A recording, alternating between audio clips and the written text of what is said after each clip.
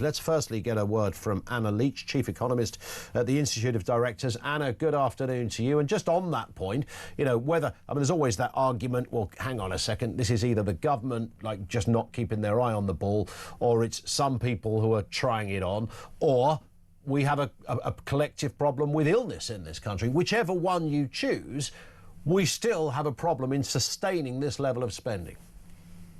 I mean, that's absolutely right. I mean, the OBR project that incapacity disability spend is going to reach £100 billion by 2030. Yeah. By way of context, that's about the same as we're spending on debt interest at the moment. But it's a substantial sum. And I think, you know, given where we are at the moment, we're heading for a big fiscal hole and a big tax rising budget. There's obviously a lot of questions about the affordability of that trajectory for benefit spending. And you to like the rising population, anything else going on either. Yeah. Somebody said sort of an analogous point here. Somebody said to me ages ago about public sector pensions. And in 1948, when all the whole welfare situation kicked off, Berridge and Bevan and all the rest of it, somebody whispered into the ear of somebody at the Cabinet Office and said, you do realise that this public sector pension thing is not going to be sustainable in 50 years. And the answer was, well, let them worry about it in 50 years' time. And similarly, I would imagine, with welfare spending, conversations probably going back donkey's years were happening. Let them worry about it in years to come. We're now in that place, I sense, Anna, where somebody somewhere has got to make it. You can't kick this can down the road any longer. I mean, exactly, particularly when things are tight and growth is low. There just isn't the same sort of money to spread around when claims are already running at such a high level. So, you know, yes, we are kind of at that point now where something very much has got to give. Is there an answer to it? I mean, when you sit around with, you know, fellow economists and directors and the like, is anybody in the room, you know, when you're sitting there around those nice tables having a powwow about financial matters and the future, does anyone go, here's what we should be doing? And everyone in the room goes, yes, we should. I have to say, I haven't been in rooms which have come to quite such a strong conclusion. But that's a shame. I was hoping we'd have some breaking news here. That would be great. But the likes of the OBR and the Institute for Fiscal Studies have been looking at this in quite a lot of detail. So the OBR sort of break down the drivers of benefit spend quite nicely. They talk about it reflecting the health of the working age population, the state of the labour market and the wider economy, and the structure and operation of the benefit system itself. And this is really crucial here because actually, when you look at the rise in claims, it's a minority of the recent inflows, which is due to more initial claims. A lot of it is due to a much higher approvals process than we had before. And the IFS put this down to changes in the way we assess claims. Yes. And there was a big change post-pandemic. A lot of those claims moved online, so it's a bit harder to pick up fraudulent claims when you're not in the room with people. Yeah. Of course, we've got AI nowadays, which probably makes it easier to frame your claim correctly and tick all the boxes, which is great if you're a genuine claimant, you have less of a job. It's not great if you're a fraudulent claimant for the system. So those are some of the issues that the geeks that I hang out with. Yeah.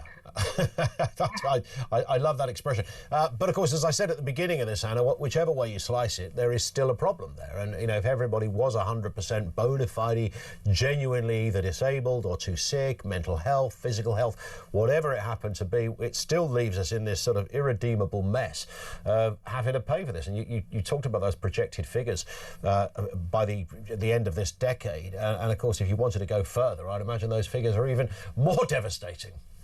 I mean, they are, and particularly actually, if you look at particular components, like the OBR looked at the impact of the triple lock, for example, which has already been significantly more expensive than it was expected to be. And of course, it was introduced for very good reasons. Pensioner poverty was a significant concern in the UK. Pensioner incomes were very low relative to the average worker, and there was a need to accelerate growth in pensioner incomes. It is worth looking at where they are now relative to the average to average pay to assess what is affordable and fair on both sides of the equation for pensioners and people paying for those pensions going forward. And it's the same for benefit claims. It interacts as well with the performance of the NHS, of course. Many claimants have got complex claims. Yeah.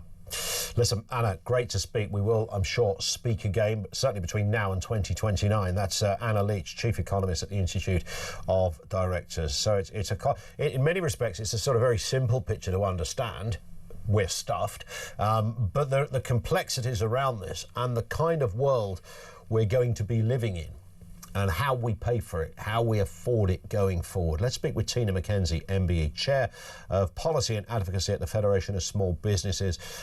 Good afternoon to you, Tina. Nice to have you with us. And one area of this whole welfare system that also jumped out in the latest news is the unemployment rate, which went up yesterday, got 180,000 people who now aren't working post that last budget. And many saying, well, that's not a coincidence.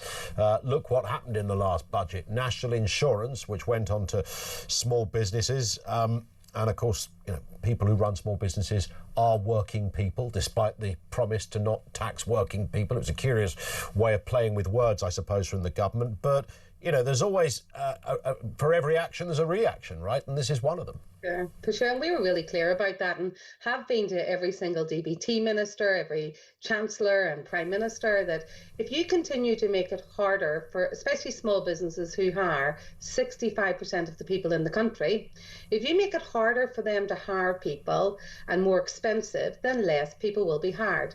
And importantly, if we have this 9 million people now that are economically inactive, which is really the elephant in the room in terms of the cost, the billions that it costs to service that we don't actually have, then what small businesses are saying, and they're the ones most likely to help those people into jobs, they're saying they're less likely to hire those people now. Yeah. They're less likely to take a chance on people.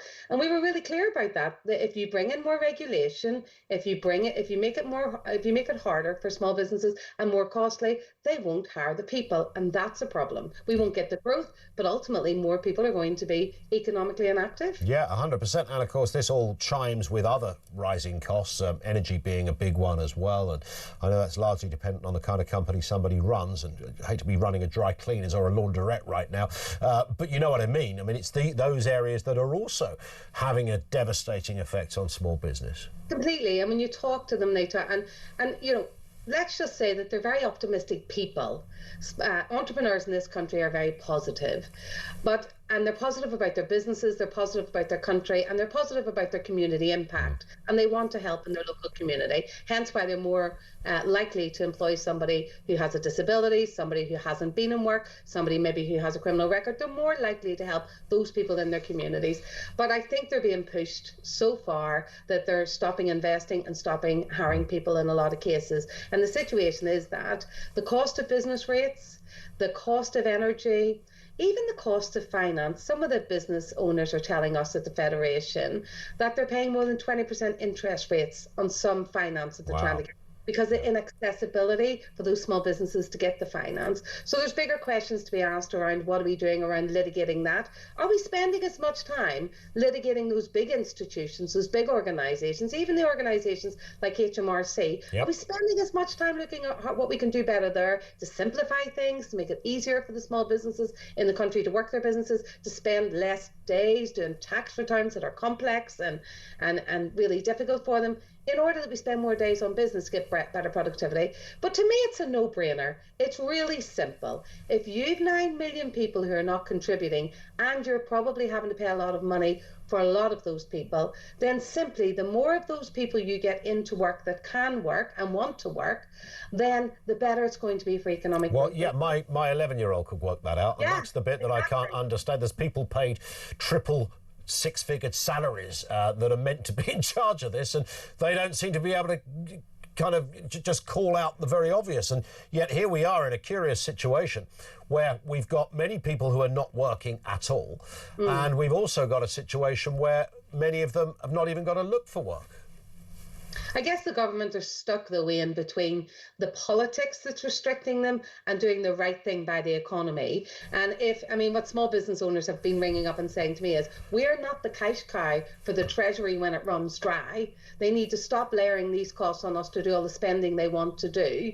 They've got to find other ways to get the economic growth we need. And a really simple thing would be to say, okay, if you're a small business and they want to help small businesses, what about, a bit like the Youth Guarantee Scheme, which is a really good thing, what about saying that anybody who's been unemployed and that is economically inactive on benefits for more than a year, that if you take them into your payroll in your small business, you won't have to pay tax on them? Yeah, that would still be cheaper, right? That would still be cheaper than what is happening at the moment. And morally, it's the right thing to do to get people back to work who want to be back to work. God, Tina, it's almost like you know what you're talking about, isn't it? Isn't it strange when you bang your head against a brick wall and think, I've got the answer for you. I've at least got part of it. But somehow it seems impenetrable to people over there at the ministry. I will say this. I talk to government a lot. I've just come from a meeting with the departments as well. There are a lot of people that really do get this. There are a lot of people that are trying to do the right thing. And I think it's that age-old problem, Ian, of politics versus, the economy and doing the right thing. It's 100% that, yeah.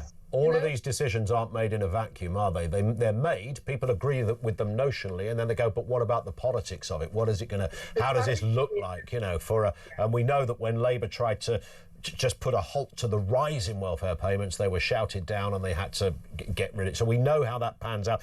Bang on, Tina. Great to have you on with us. Thank you. Tina McKenzie, MBE, Chair and Policy Advocacy of the Federation of Small Businesses. Of course, they know their way around this story because they are the backbone of our economy.